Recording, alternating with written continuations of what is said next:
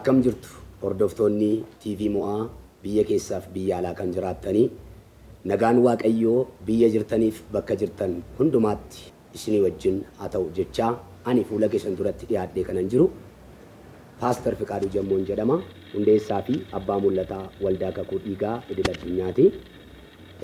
Carraa kana waaqayyo naaf kennuu isaatti baay'ee guddiseen gammada.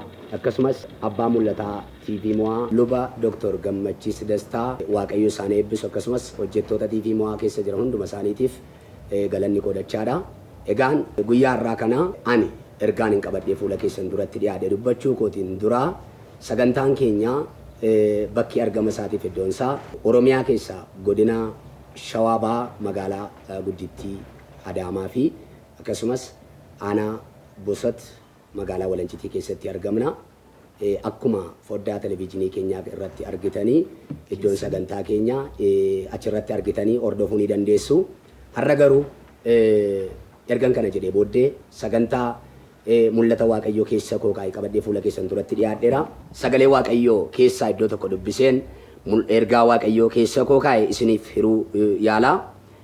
Wangeela Maatiyos boqonnaa 23 lakkoofsa tokko kaasee hanga 28 irratti isa jiruun walii wajjin hirmaachuu yaalla.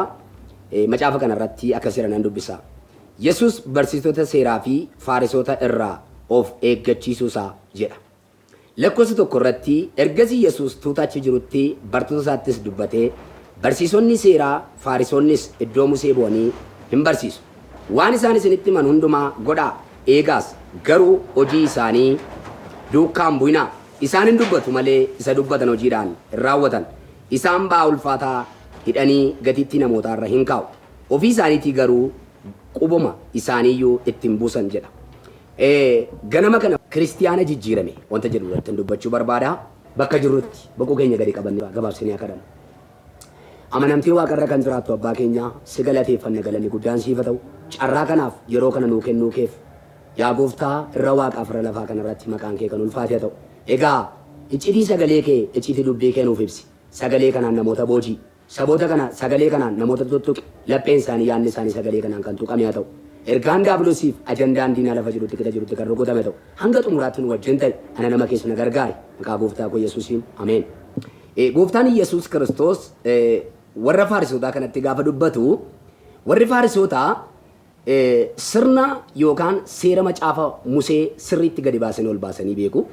Haa ta'u iyyuu malee waan nama dhibu keessaa isaan habeekan iyyuu malee macaafichi olii hanga gadiitti caaffata Museen barreesse haa hubatan habeekan iyyuu malee sanyiin isaanii qomoon isaanii darbee yookaan walitti dabarsaa haa dhufan iyyuu malee jireenyi saba kanaa warra Farisootaa Yesuus Kiristoosin duratti duwwaa ta'anii argaman. Maaliif yoonaan jettan sabni kun saba seera Musee sirriitti beekanidha. Haa ta'u iyyuu malee jireenyi kiristiyaanummaa isaanii duwwaadha. Sabni kun duwwaa ta'anii jiru.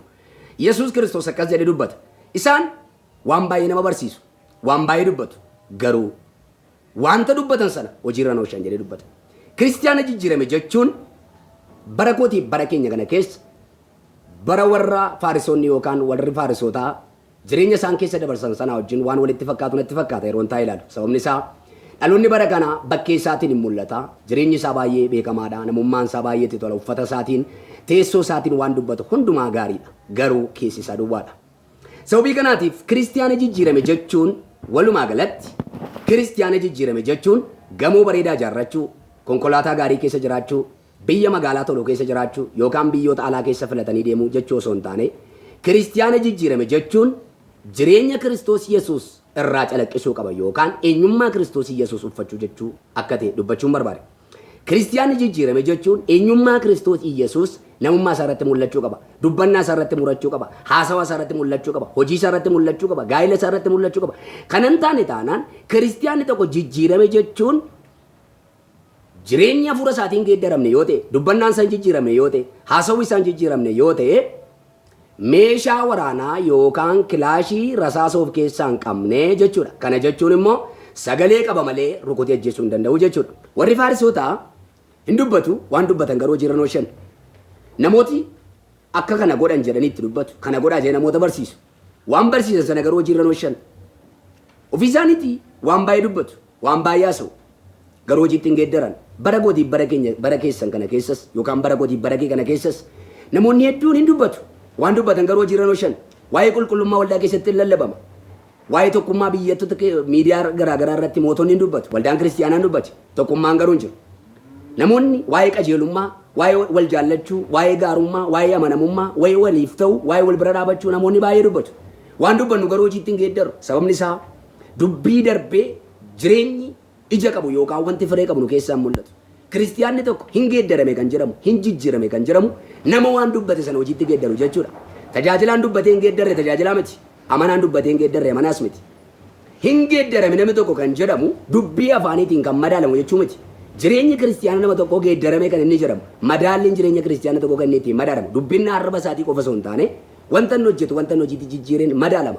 Fuula namootaa duratti wanti nuti dubbannu gaarii ta'uu danda'a. Wanti dubbanni sun garuu hojiitti hin geeddaramu taanaan fuula waaqayyoo duratti duwwaadha. Madaalliin kiristoosiin duratti ittiin madaalamnu nuti waan dubbanne sana hojiitti geeddarudha. Namni baay'een akka namoonni ta'anitti barsiisu yookaan akka namoonni waaqayyoof ta'anitti barsiisu. Dubbannaan isaanii tajaajiltoonni akka waaqayyoof namoonni ta'uu danda'anitti barsiisu. Jireenya qajeelina qabu, jireenya gaarummaa qabu, jireenya waaqayyoon sodaatu, jireenya waaqayyoon keessa jiraatu, amanamummaa barsiisu. Ofii isaaniitii garuu amanamoota miti. Ofii isaanii garuu qajeelota miti. Ofii isaanii garuu xuraa'oota miti. Amantoonnis akka kanaadha. Obboleessi obboleessa isaatii waan gaarii yaadu. Garuu namaaf waan gaarii ta'e jedhe dubbata.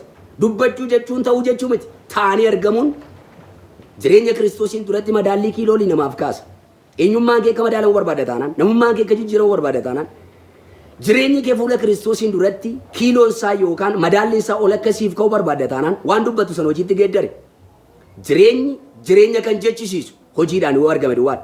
Muki tokko paappayyaan kan isa jechisiisu, mangoon mangoo kan isa jechisiisu, burtukaanni kan isa jechisiisu ija sarraa argamudha. Mukti ija isaatiin beekama macaafni qulqulluudhaan. Kanaaf namni tokko yookaan kiristiyaanni tokko hin jijjiirame kan jennu, hin geeddarame kan jennu nama waan dubbate afaan isaatiin dubbate sana hojiitti geeddaree dhaloota gidduutti agarsiisu jechuudha.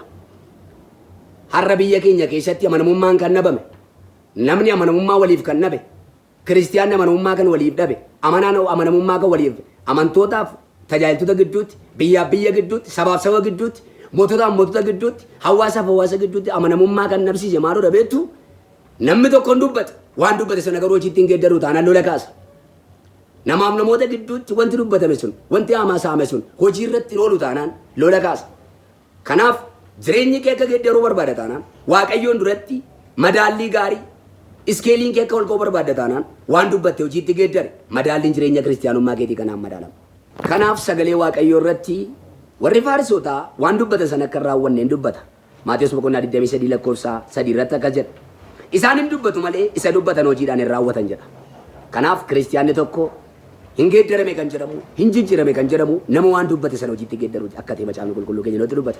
Isa lammaffaa irratti kiristiyaanni tokko geeddarame jijjiirame kan isa jechiisu yoo maal ta'e yoo jenne yoo ba'aa walii baatee. Maatiyos boqonnaa 23 lakkoofsa 4 irratti sagalee waaqayyoo akkas jedhee dubbata. Isaan ba'aa ulfaataa hidhanii gatiitti namootarra hin kaa'u. Ofii isaaniitii garuu qubuma isaanii iyyuu ittiin buusan jedha. Nama baachisu malee hin baatan. Tajaajilaan bara kana nama baachisa malee ofii hin baatu. Amanaan bara kana nama baachisa malee ofii hin baatu. Hawaasni namni akka baasaa baatu barbaada. Garuu kan namaan baatu. Macaafni qulqulluun ba'aa walii keessanii baadhaan hin jedha. Kiristiyaanni tokko hin geeddarame kan jedhu. Hin hiyyoome yoo ta'e hiyyuma isaa bira dhaabbadhu. Hin rakkate taanaan rakkina isaa bira dhaabbadhu. Namichatu rakkina keessa jira taanaan rakkina keessaa baasuudhaaf wajjin hin dhaabadhu. Hin beelee taanaan beela baasi. Hin dheebote taanaan dheebuu baasi. Hin daare taanaan uwwisi. Ba'aa baachuu jechuuni kuntaala baachuu jechuu miti. Rakkina walii bira dhaabachuu jechuudha. Yeroo rakkinaa nama wal bira dhaabachuu jechuudha.